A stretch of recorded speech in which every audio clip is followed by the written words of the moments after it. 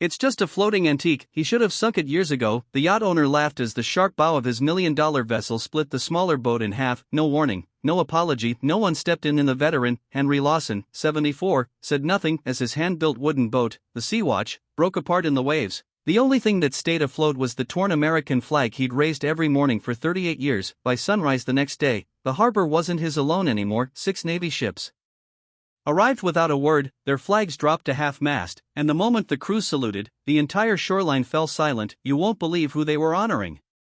If you believe quiet strength deserves recognition, hit like and comment respect below, and to uncover the incredible twist that followed, subscribe to Graceful Valor Stories. Henry Lawson, 74, had lived alone by the docks of Granite Harbor for most of his adult life. People saw him most mornings before the sun rose, tall, quiet, steady, guiding his old wooden boat out onto the glassy water. His hands were rough from decades at sea, but they moved with care, almost reverence. The boat was named the Sea-Watch, a 38-year-old vessel built with his own hands, plank by plank, after he came back from the Gulf, back when the water still helped him sleep. Granite Harbor had changed. The old cannery was now a seafood bistro, lobster shacks had become wine bars, retirees gave way to investors, the marina filled with yachts and paddleboards, not trawlers. But Henry had stayed. He slept on the Sea-Watch 3 nights a week, where the creaking wood and gentle waves did more for him than any therapist ever could. He locals knew bits and pieces that he'd served in the Navy, that he didn't like crowds, and that he always raised the American flag at dawn from the stern of his boat. What they didn't know, Henry had once saved 12 men from a compartment fire below deck. He'd refused the Navy Cross. He'd told them, give it to the ones who didn't come home. That Wednesday morning started like all the others. Henry slipped the lines from the dock cleats and drifted out toward the mouth of the harbor. He secured his mooring, poured a thermos of black coffee, and watched the sky turn gold behind the cranes. And then came the sound, a deep mechanical hum, throbbing, powerful. Around the breakwater came the Silver Meridian, a polished wall of fiberglass and wealth, 70 feet of imported luxury, all chrome and champagne. At the helm was Derek Sloan, 39, software millionaire, part-time resident, and full-time headline. Henry raised his hand to signal his position. Nothing changed. Hey, I'm moored here, he called, but his voice vanished beneath the yacht's engines. Up on the deck, Sloan and his guests clinked their glasses and laughed. They never even looked down. The sound wasn't a crash, it was a fracture, a deep wet crack of wood, surrendering to steel. The Silver Meridian never even braked, its bow plowed through the stern of the Sea-Watch like it wasn't there. Fiberglass peeled wood like fruitskin, the mast snapped, the hull split. Henry barely had time to leap, landing hard on the edge of the dock as his boat groaned and twisted beneath him. One of his knees gave out, his palms scraped raw, but he didn't cry out. He just watched as the Sea-Watch, the boat he built to survive the storm in his mind, was pulled apart by a millionaire's wake. Watched as the flag he'd flown every single morning, faded, but still proud, tore loose from its pole, and disappeared beneath the churning foam. The engines finally cut, silence dropped like a stone. From the upper deck, Derek Sloan peered over the railing, brows furrowed like a man annoyed by bad service. It's just a floating antique, he called. Should have sunk it years ago. Joggers paused, tourists pulled out their phones. Not a single hand reached out to help, not even the harbor security boat drifting nearby made a move. Henry stood slowly, breath ragged, joints screaming, but posture straight. He spotted the flag drifting near the rocks, soaked and torn. He limped down the dock until he could kneel, one knee trembling, and pulled the wet fabric from the water. He cradled it like a fallen friend, pressed it to his chest. When he turned back toward the crowd, his eyes didn't burn with anger. There was no speech, no shouting, just a silence so heavy it made people shift their weight, glance down, fumble with their phones. Someone nearby chuckled nervously. Another snapped a photo. A notification pinged. A video was already online. Caption, old man, old boat, old news. And across the harbor, the Silver Meridian floated untouched, its guests sipping, smiling, untouched by the damage below. Henry didn't say a word. He just folded the dripping flag, turned his back, and walked away. But wait until you see what happened next. By noon, the harbor had returned to its usual rhythm. Lattes clinked on cafe patios, kayak tours skimmed past the breakwater, and the Silver Meridian gleamed in the sunlight, untouched by consequence. The only thing missing was Henry's boat. By mid-afternoon, the Sea-Watch had been hauled out in pieces and dumped near the back of the marina's storage yard. Its mast snapped clean, its nameplate cracked and unreadable. It was as if it had never been there, except online. The video had already gone viral. One clip showed the moment of impact, another zoomed in, caught Henry kneeling by the water holding the soaked flag to his chest, but the comments didn't speak of dignity, they spoke of mockery, boomers, and their boats. If it didn't have radar, it deserved to sink. Time to retire. Gramps. No one mentioned that he'd passed every inspection for nearly 4 decades, no one knew or cared that his boat was legally grandfathered under older standards. At home, Henry sat at his kitchen table, a steaming mug Beside a small wooden chest, inside it, dog tags, faded photos, and a crisp folded flag in perfect triangle formation, the one handed to him the day he retired from the Navy. Across the room, his grandson Caleb, home from community college, stood with arms crossed, eyes sharp. "You're going to sue, right?" Henry didn't answer. "That man wrecked your boat, and no one even said sorry." Still nothing. Caleb stepped forward. "Grandpa, you built that thing, it mattered to you." Henry ran his fingers across the embroidered stars on the folded flag. "It did," he said softly. "To me." That night he opened his old logbook. For 38 years he'd written in it daily weather, tide patterns, crab yields. The day's entry: "First morning without the sea watch, no condolences offered, but I can still hear the water calling."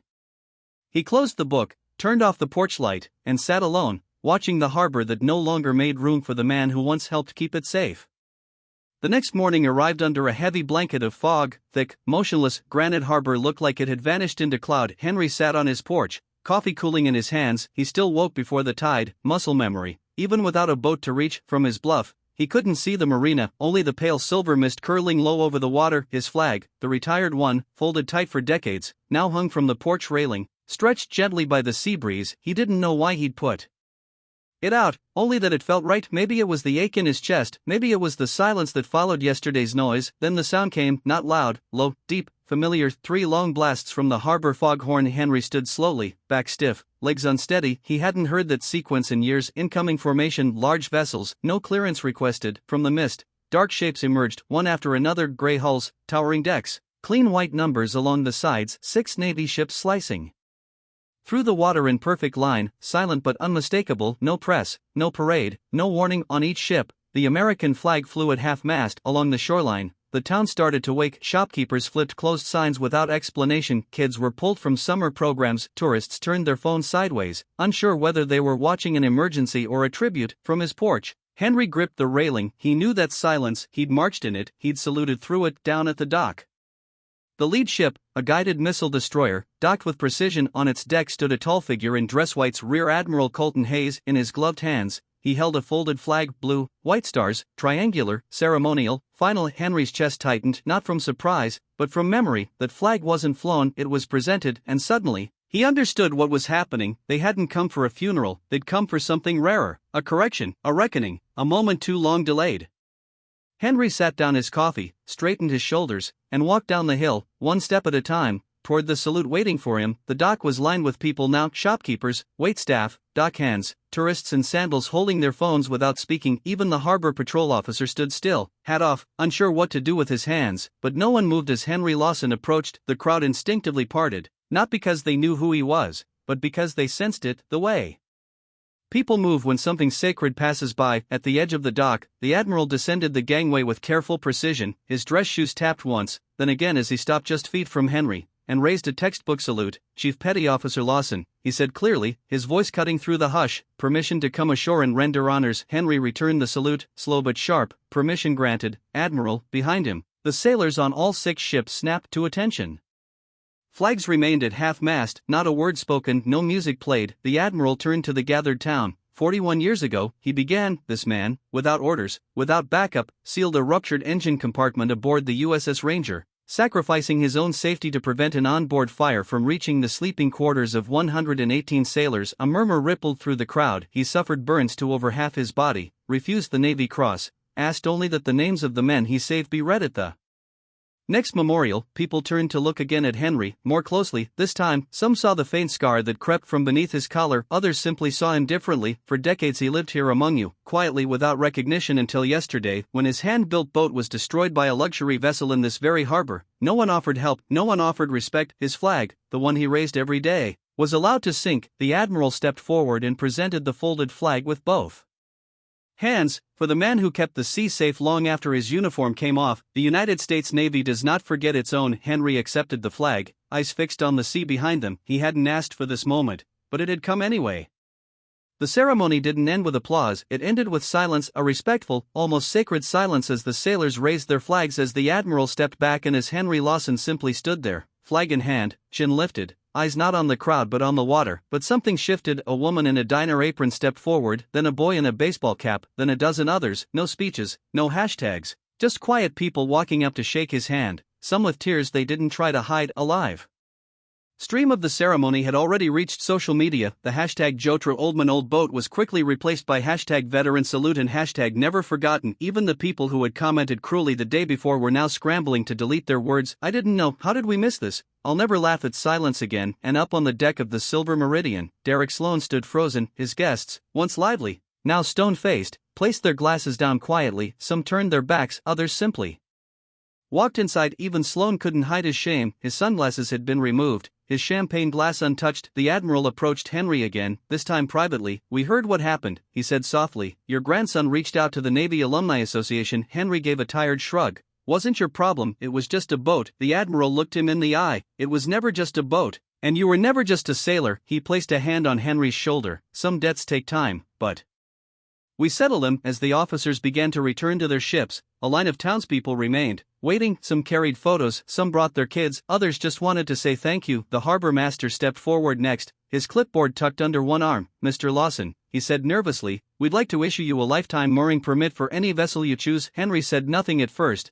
then gave a small nod, not out of pride, not even out of forgiveness, but because for the first time in decades, he had been seen.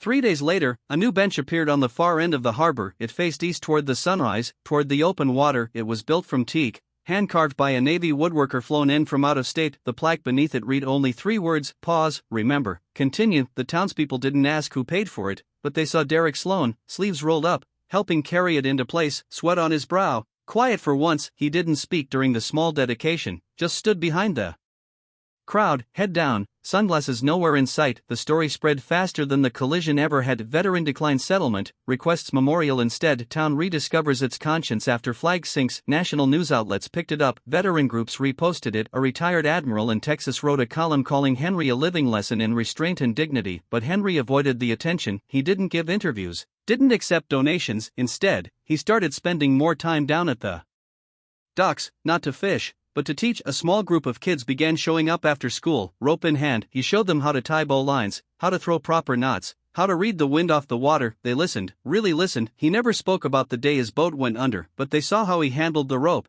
how he respected it, how quiet could still be strong. One girl about 10 asked him bluntly one afternoon, "Are you mad at the man who broke your boat?" Henry paused, then said, "No, why not?"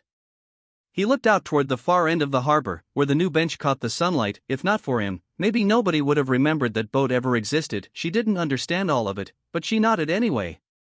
Later that week, Henry received a letter from the Secretary of the Navy, an offer, a part-time position in a new youth seamanship program, flexible hours, small stipend, no uniform required, just wisdom and patience. He didn't respond right away. He was watching a young boy recoil a line, smiling when he got it right. Some tides don't need to be answered, they answer themselves. A month after the day, the harbor fell silent. Something unexpected arrived by trailer just before sunrise, a new boat. Hand-built, cedar-framed, coated in fresh marine varnish that caught the light like glass on its stern, painted in quiet Navy script, Sea-Watch 2. The entire town seemed to gather as it was gently lowered into the water. There were no fireworks, no microphones, just neighbors, veterans, and dockhands standing shoulder to shoulder as it floated out into the harbor like it had always belonged there. Caleb, Henry's grandson, stood at the helm. "We found your old plans in the shed," he said. "The Veterans Association helped." Boat builders from 3 states pitched in. Henry stepped forward slowly, his hands trembling, not from age, but from something deeper. He placed one hand along the polished rail, then looked up at the mast. The American flag snapped in the wind, brand new, crisp, but carried the same weight. "It's not exactly the same," Caleb added. "We added a few modern safety things, but the soul's yours." Henry didn't answer. He just stepped aboard, feet steady, posture straight. A sailor finally home.